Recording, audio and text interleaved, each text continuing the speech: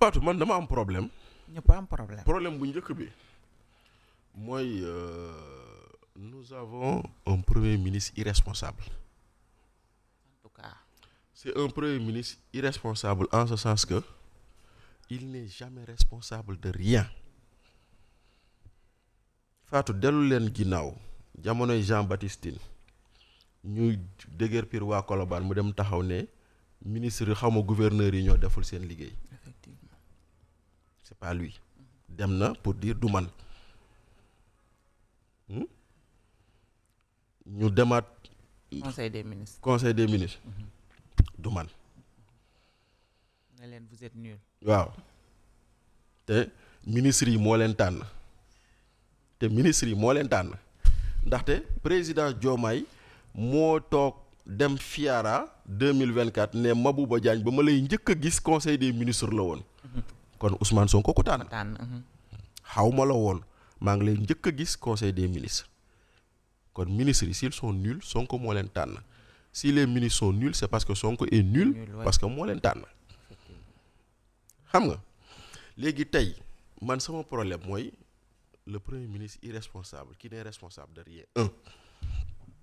sama beneen problème xam nga mooy lan mooy bu ñu demoon ba le premier ministre ou le ministre des finances est irresponsable du lu ñuy wax ci mbedd comme ni mu ko waxee parce que la solidarité gouvernementale suppose quand même que yooyu ñu waxtaanee ko ci biir. effectivement pootum biir néeg la. pootum biir néeg la war a doon.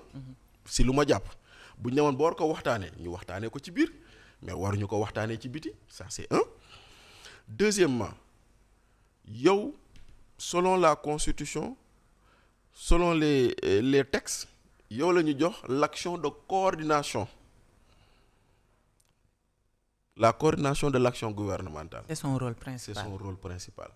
Kon si Cheikh Diba n'a pas fait son travail le rôle de contrôle et de supervision derrière bi waroon premier ministre moom bu ko defoon duñu toll fii kon en pointant Cheikh Diba il pointe son irresponsabilité ou son manque de sérieux parce que man dama jàpp ni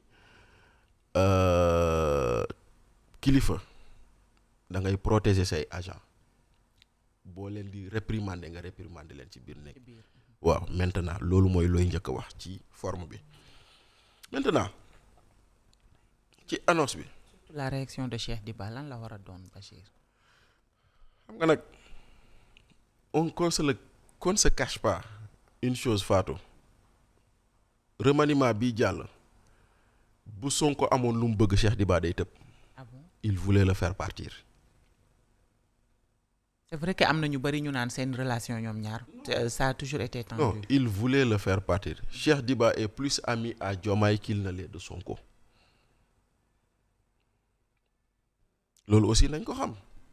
Et que dans cette guerre froide qui existe là où chacun choisit son camp. Bataille par procuration la rek. Sonko semble identifier Cheikh Diba dans le camp de Diomaye. Moo tax mu koy attaqué. Remaniement bi jàll bu Sonko amoon lu mu bëgg Abdourahmane Diouf dem na mais dafa mënulul dara Cheikh Diba moo tax mu toog foofu noonu donc Cheikh Diba xam na ni moom quand on l'attaque ainsi c'est indirectement il est en train d'attaquer Diomaye moom xam na ko. Ok. moo tax moom xëy na du ko jaral mu tontu ko. xëy na dina xam lu mu xam noppi mais bul génn cadre boobu Cheikh Diba. Aujourd'hui Sonko voit en lui Diomaye bu dul woon loolu du wax lu mu wax nii maintenant nag loolu forme bi la maintenant quand tu viens au fond lan lañ fa annoncé ci béykat yi que dinañ wax Sonacos mu yokk lu muy jënd dama leen di wax ni Sonacos gerte daaw bi mu ngi foofu tege am na sax ñu naan gerte daaw géej bi. mu nga fa Sonacos daaw dafa newoon day jënd 300,000 tonnes mujjee am 155,000 tonnes.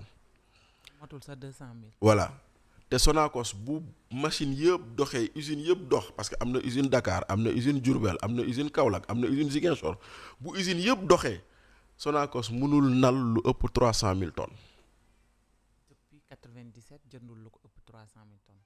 depuis 1997 musul weesu 300 000 tonnes kon nag da ngay naan waa ji lu mu wax naka la mën a nekkee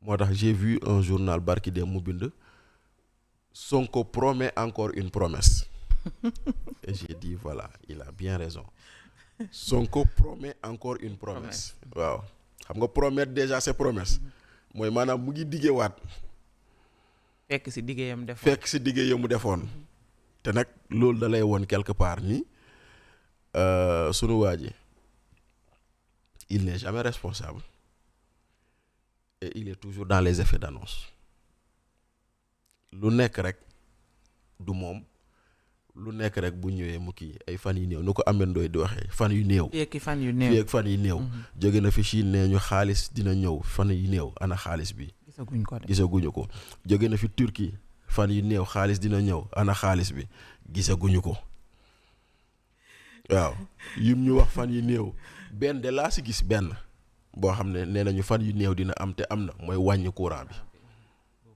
waaw boobu moom nee nañu fan yu néew am na te wàññi courant bi chaque jour may leen wàññi nañ courant bi c'est très bien wàññi nañ essence bi c'est très bien mais tey jii wàññi te essence bi yow Fatou Kama yëgoo ko parce que amoo oto la nga daan fay ci transport voilà la nga daan fay ci transport yaa ngi continuer di ko fay kii am oto moo sentir ni wàññi nañ carburant bi mais transport bi ça reste au même prix. ça reste au même amul njëriñ te daanaka. non waaw bëriwul njëriñ daal am na waaye bëriwul. alors dañuy wax ci limogeage bu Mouhamed Mbow bi nga xam ne Moustapha Ndiack Sarré moo ko def Mouhamed Mbow nekkoon chef du bureau de suivi auprès du secrétariat général au ministère de la formation professionnelle et technique est-ce que dans un pays où chaque jour dañu gis le premier ministre muy attaquer son président de la république ñi féetewoo ci kaawu président de la république ak ñi féetewoo ci kaawu premier ministre daanaka ku ci wax loo warul wax ka la ëpp doole jël la dàq la loolu lan mooy conséquence yi dans un pays. non c'est parce que on a xam nga lu ñu doon wax parti état foofu lañ ñu dugal ndaxte ñii ne woon le don de soi pour la patrie ñi la ne woon la patrie avant le parti ñoo nekk di jëfee le parti avant la patrie ndaxte lii c'est le parti avant la patrie. loolu lu mu mën a jur. xam nga lu mu ñu mën a jural mooy administration kenn du liggéey moo tax situation bii nii man dama jàpp ni c'est une situation boo xam ne président Diomaye da ci war a jóg gaaw ndaxte buñ ko naroo jàppewu nii faatu ba 2029 du baax de voilà léegi Moustapha Ndiack Sarré bu dee dafa dàq nit parce que il a une appartenance politique qui est différente de son appartenance politique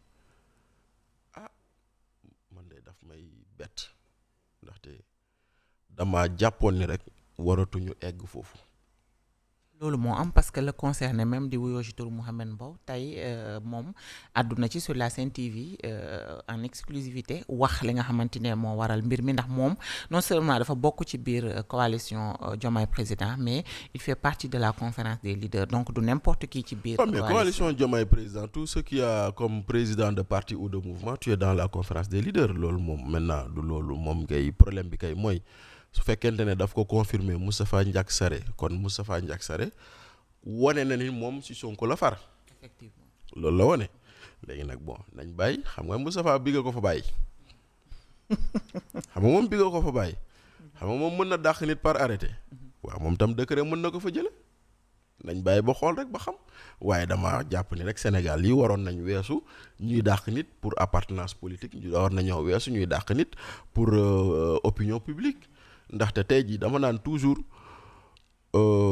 waa APR ñi fi jógee ils sont plus élégants que waa PASTEF ah oui ils sont plus élégants que waa PASTEF ndaxte bëri na tey jii nii ñi nga xam ne ñoom ba fi APR nekkee ils exprimaient ouvertement leurs opinions publiques te kenn newu leen xaala wala kasiran Birame Souleye Diop inspecteur des impôts la woon doon liggéey bokkoon PASTEF dekk numéro 2 PASTEF est-ce que tax na ñu bund xatal ko fa mu daan liggéeyee Bassirou Diomaye Faye noonu Dame Mbodj noonu keneen noonu waaye ñoom ba ñu toogee ba léegi ku bokkul ci ñoom dàq nañ la ba man mii di wax ak yow. mayewuñ dara. ba man mii di wax ak yow.